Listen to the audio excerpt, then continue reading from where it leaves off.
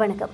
நீங்கள் இணைந்து கொண்டிருப்பது ஈரோப் தமிழின் இரவு நேர பிரதான செய்திகளுடன் இணைந்து கொள்ளும் நான் லக்ஷனா சரத்குமார். முதலில் தலைப்புச் செய்திகள். மின்சாரம் உள்ளிட்ட 15 சேவைகளை அத்தியாவசிய சேவைகளாக பிரகடனப்படுத்தி ஜனாதிபதியால் வர்த்தமானி வெளியீடு. அரசு வைத்திய அதிகாரிகள் சங்கம் தமது போராட்டத்தை தீவிரப்படுத்தப் போவதாக அறிவிப்பு. ஸ்டேலில் தங்கியுள்ள இலங்கையர்கள் குறித்து தூதரகம் வெளியிட்டுள்ள எச்சரிக்கை. கிவுலோயா சிங்கள குடியேற்ற திட்டத்திற்கு எதிராக வலிகாமம் கிழக்கு பிரதேச சபையில் தீர்மானம் நிறைவேற்றும். பேரிடரால் பாதிக்கப்பட்ட தொழில்களை மீள கட்டியெழுப்ப அரசாங்கம் நடவடிக்கை. காங்கேசன் துறையில் மாவை சேனாதிராஜாவின் உருவச்சிலை திறப்பு. நல்லூர் முருகன் ஆலயத்தின் 292வது நெற்புதிர் அறுவடை விழா இன்று. தொடர்வது விரிவான செய்திகள்.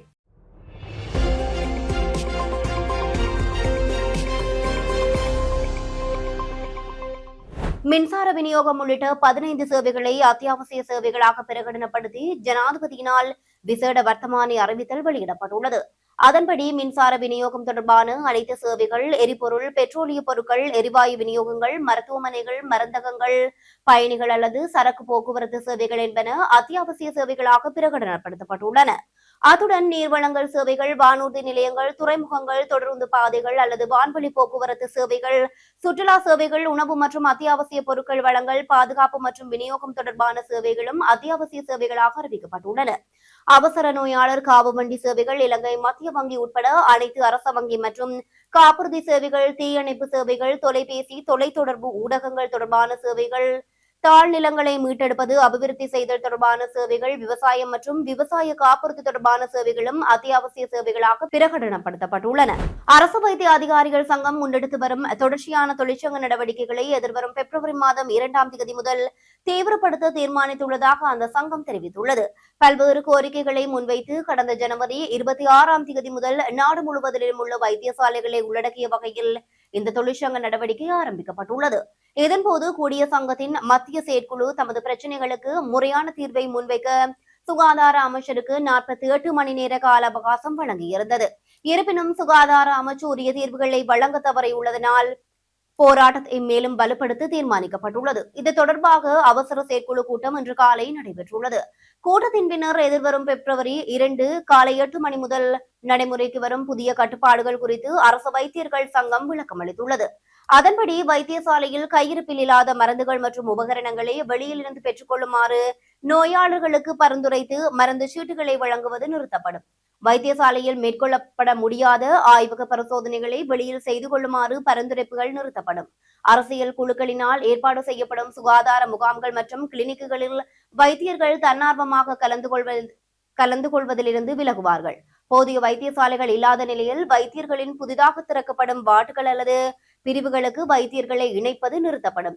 நோயாளர்களின் பாதுகாப்பு, தனிப்பட்ட ரகசியத்தன்மை மற்றும் போதுமான ஊழியர் வசதிகள் இல்லாத சூழலில் நோயாளர்களை பரிசோதிப்பதற்கு வைத்தியர்கள் விலகுவார். விசேட வைத்திய நிபுணர்கள் தாம் நியமிக்கப்பட்ட வைத்தியசாலையில் மட்டுமே சேவையாற்றுவார். விசேட நிபுணர்கள் இல்லாத பிற வைத்தியசாலைகளுக்கு சென்று மேலதிக கடமைகளை ஆற்றுவதிலிருந்து அவர்கள் விலகிக் கொள்வார்கள். இவ்வாறான கடும் நடவடிக்கைகளை எதிர்வரும் திங்கட்கிழமை முதல் முன்னெடுக்க உள்ளதாக அரசு வைத்திய அதிகாரிகள் சங்கம் அறிவித்துள்ளது. மத்திய கிழக்கு பிராந்தியத்தில் நிலவி வரும் பதற்றமான பாதுகாப்பு சூழல் குறித்து தொடர்ச்சியாக அவதானத்துடன் இருக்குமாறு ஸ்டேலுக்கான இலங்கை தூதரகம் அங்குள்ள இலங்கையர்களுக்கு அறிவித்துள்ளது. ஏற்படக்கூடிய எந்தவொரு அபாயகரமான சூழ்நிலையையும் கட்டுப்படுத்த ஸ்டேலிய பாதுகாப்பு படையினர் தயாராக இருப்பதாகவும் ஸ்டேலிய பாதுகாப்பு அமைச்சினால் தகவல்கள் மற்றும் அறிவுறுத்தல்கள் அவ்வப்போது புதுப்பிக்கப்படும் என்றும் ஸ்டேலுக்கான இலங்கை தூதுவர் நிமல் பண்டார சுட்டிக்காட்டியுள்ளார். அவசர காலங்களில் ஏவுகணை தாக்குதல்கள் தொடர்பான தகவல்கள் ஒவ்வொரு ஸ்மார்ட் போன்களுக்கும் அனுப்பப்படும் என்றும் சைரனோல்கள் கேட்டால் தமக்கு அருகில் உள்ள பாதுகாப்பு அறைகளில் தஞ்சமடைய முடியும் என்றும் தெரிவிக்கப்பட்டுள்ளது.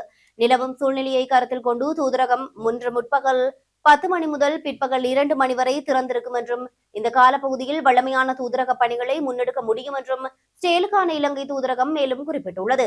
வலிகிழக்கு பிரதேச சபையின் மாதாந்த அமர்வின் போது கிவிலோயா திட்டம் தொடர்பான பிரேரணையினால் அமளிதுமளி ஏற்பட்டுள்ளது. அரசாங்கத்தினால் அதிகளவிலான நிதி ஒதுக்கப்பட்டு மேற்கொள்ளப்பட்டு வரும் சிங்கள குடியேற்றமான கிவிலோயா திட்டத்தினை எதிர்க்கும் வகையிலான பிரேரணை ஒன்றினை வலிகிழக்கு பிரதேச சபையின் தவிசாளர் தியாகராஜா நிரோஸ் சபையின் ஒப்புதலுக்காக கொண்டு வந்துள்ளார். இதன்போது ஆளும் கட்சியினருக்கும் எதிர்கட்சியினருக்கும் இடையில் பலத்த வாக்குவாதம் இடம்பெற்றுள்ளது.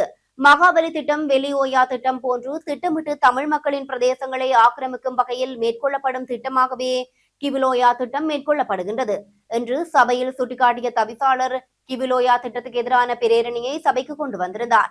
இதனை தேசிய மக்கள் கட்சியின் 9 பிரதேச சபை உறுப்பினர்கள் எதிர்த்து வாக்களித்துள்ளனர். ஏனைய தமிழ் கட்சிகள் அனைத்தும் குறித்த திட்டம் தமிழ் மக்களுக்கு விரோதமானது என்ற வகையில் பிரேரணியை ஆதரித்து வாக்களித்தனர். டித்வா புயலினால் பாதிக்கப்பட்ட தொழில்களை மீள கட்டியெழுப்பதற்கு தேவையான உதவிகளை வழங்க அரசாங்கம் நடவடிக்கை எடுத்துள்ளதாக தொழில்துறை பிரதி அமைச்சர் சதுரங்க அபேசிங்க தெரிவித்துள்ளார். கொழும்பு துறைமுக நகரத்தில் நடைபெற்ற கண்காட்சியொன்றில் கலந்து கொண்டு கருத்து வெளியிட்ட பிரதி அமைச்சர் இந்த அனர்த்தத்தினால் பாதிக்கப்பட்ட தொழிற்சங்கங்களுக்கு ஏற்ப முழுமையான நஷ்டத்தை ஈடு செய்வதற்கும் அரசாங்கத்திடம் நேரடி பொறிமுறை எதுவும் இல்லை என்றும் குறிப்பிட்டுள்ளார். அங்கு மேலும் கருத்து தெரிவித்த சதுரங்க அபேசிங்க வீழ்ச்சியடைந்த தொழிற்சங்கங்களுக்கு கடன் வசதிகள் மற்றும் கடன் திருப்பிச் செலுத்த கால அவகாசம் உள்ளிட்ட பல்வேறு உதவிகள் வழங்கப்பட்டுள்ளதாகவும் தெரிவித்துள்ளார்.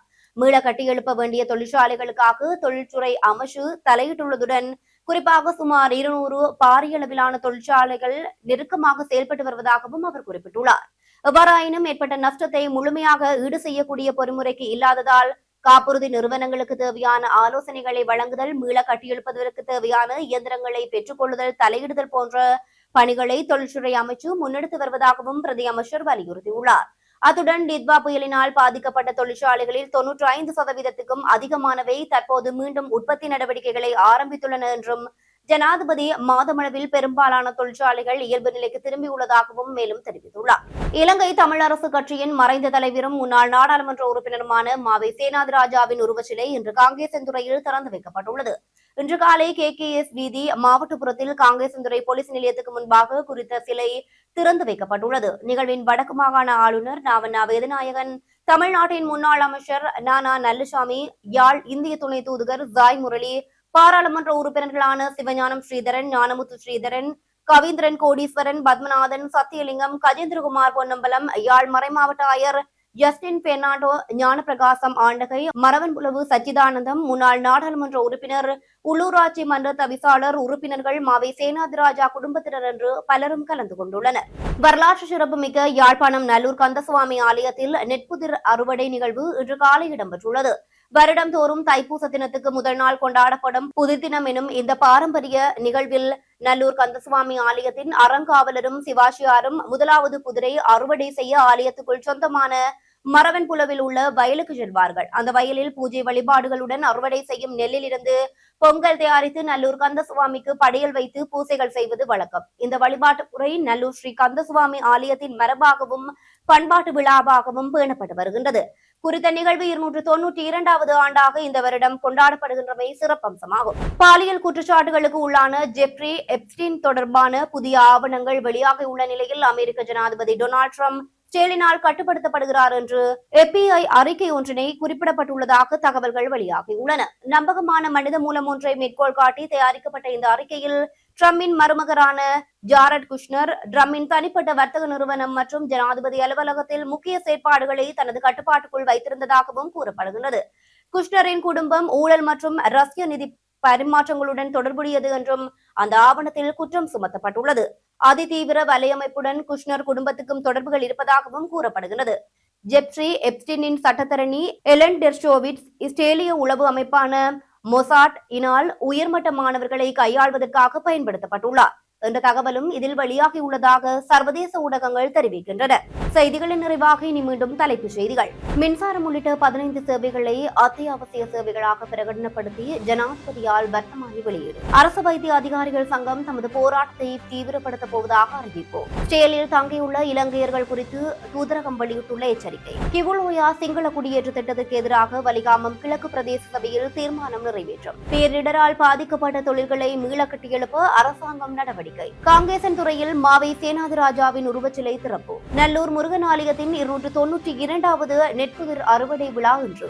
இதுடன் ஈரோடு தமிழின் இரவு நேர பிரதான செய்திகள் நிறைவு பெற்றன. தொடர்ந்து நமது செய்திகளுடன் இணைந்திருங்கள். வணக்கம்.